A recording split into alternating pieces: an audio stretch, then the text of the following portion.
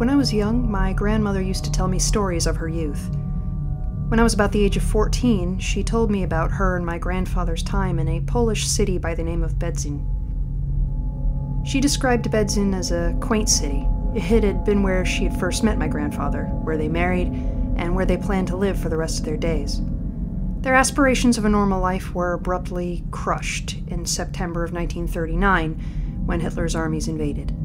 By 1940, their beloved hometown had been transformed into a dirty ghetto where my grandparents were forced to work in German munition factories. By late 1940, my grandparents realized that there were fewer workers each day and decided that it was time to get out.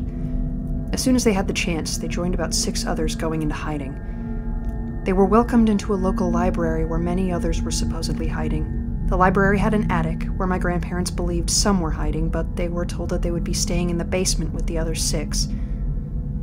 The basement was behind an old bookcase that covered a small door just large enough for an adult to crawl through. Space was made up of 2 rooms, one with a few cots and the other filled with stacks of books. They stayed in those 2 rooms for years, living in secrecy, never venturing out of that trap door.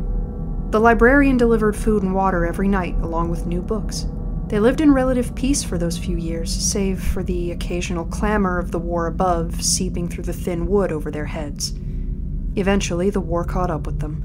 The librarian had stopped bringing them food, fuel for their lanterns, and new reading material. There was no warning, only a loud blast.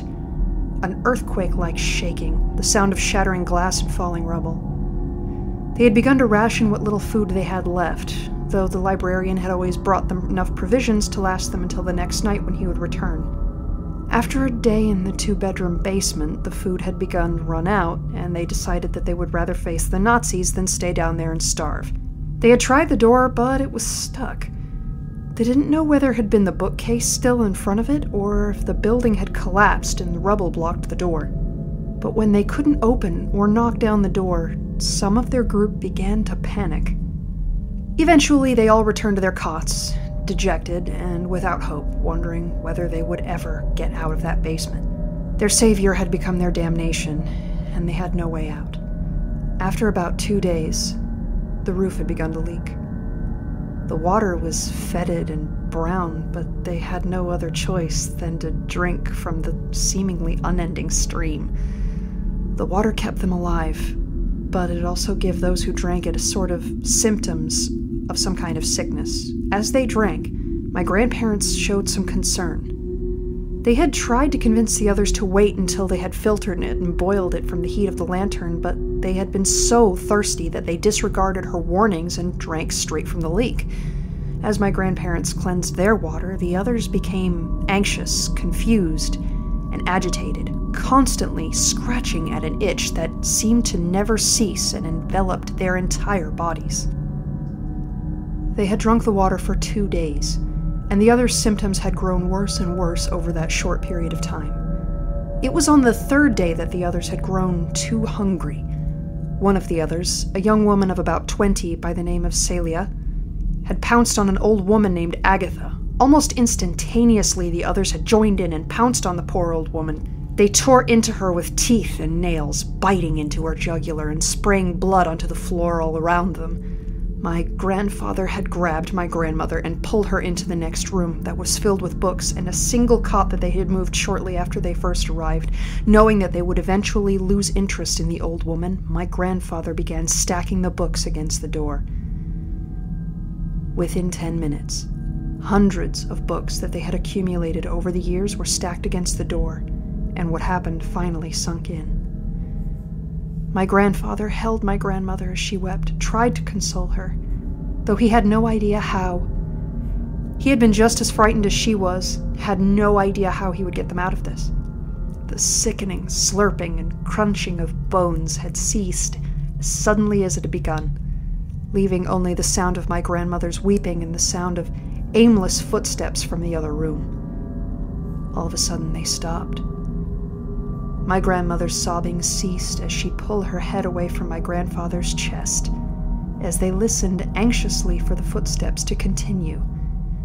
They sat in absolute silence for minutes, only the faint glow of the lantern providing them any solace. My grandmother sighed, She wiped tears from her eyes, and as soon as she did, she heard rapid footsteps. They both jumped as something from the other side slammed into the wall. They heard another crash, and another, until the sound of splintering and wood had begun to accompany it. With another loud crash, a piece of wood flew from the wall. A large crack had run through the wall to the floor. The dim glow of the lantern on the other side of the wall shined through the hole, and they waited for another loud crash. It never came.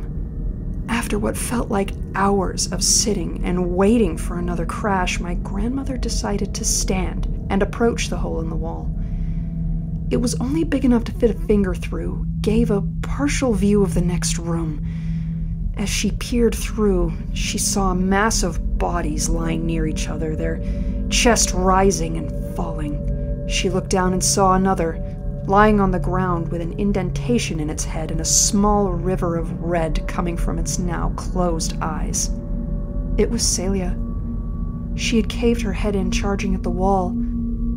In the very end of her field of vision, she could see an arm. Nothing else, just the arm. It was wrinkled and pale, missing a few portions and covered in bite marks where the arm still had skin to show them. She slowly backed away from the hole and sat on the cot, returning to the arms of my grandfather.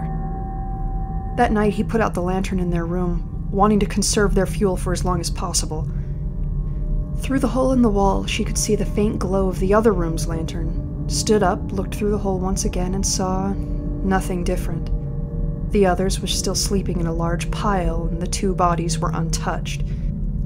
She looked back at the pile where the others were sleeping, and saw that now only 3 were lying there. She gasped and stepped back. She knew that there should be 4 of them there. They came in with 6 others. 2 were dead, so where was the last one? She looked around the room but saw nothing.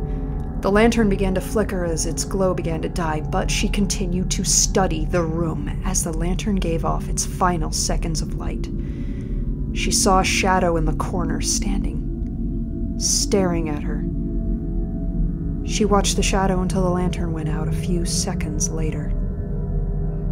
My grandmother never told me what happened after that moment, just that they had pulled at the rotting wood above them, climbed out of the basement, and saw a large pile of rats lying dead near a broken pipe spewing water. By the time they had escaped, the Russians had liberated Bedzin and freed them of the Nazis' rule.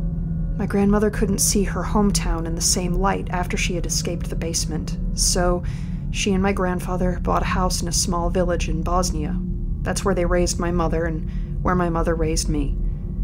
My grandmother called them the Shadows of Bedzin, what she thought to be a fitting name. And I agree. Those people were no longer human. They were hosts to a horrendous disease, just a shell of their former selves. I'm writing this because I now find myself in a similar situation. It's 1993, and I am hiding from the Scorpions paramilitary organization who've begun to ethnically cleanse Bosnia.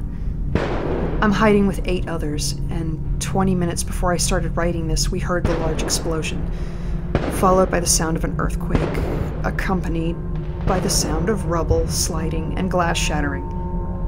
If I die, let it be known that the shadows of Bedzin have become the shadows of Bosnia. But I was not one of them. I didn't drink the water. I didn't become a monster.